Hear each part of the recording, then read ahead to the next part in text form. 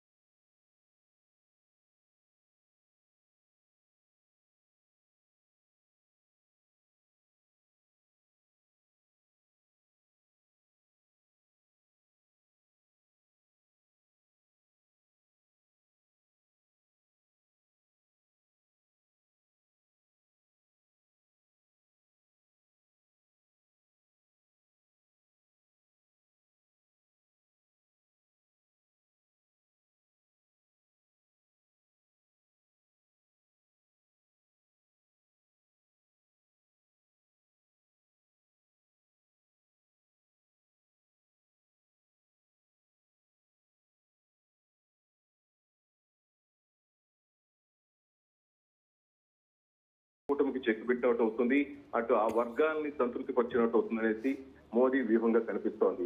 మొత్తం మీద ఎందుకు ఇండియా పేరు మార్చాలి, ఇండియాను చేర్చడానికి కుట్ర జరుగుతుంది ప్రయత్నం అంటూ మమతా బెనర్జీ, జయరాం రమేష్ అంటూ వాళ్ళు అంటున్నారు.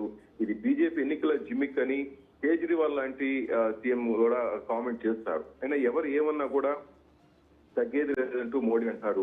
ఇటు మోడీకి సపోర్ట్ గా కొంతమంది, ఇప్పుడు ముఖ్యంగా సూపర్ స్టార్ అమితాబ్ బచ్చన్ కూడా ఈ భారత్ గా మార్చడానికి, ఇండియాను భారత్ గా మార్చడానికి స్వాగతిస్తూ భారత మాతాకి జై అంటూ ట్వీట్ చేశారు. అటు సెహ్వాగ్ కూడా కామెంట్ చేశారు.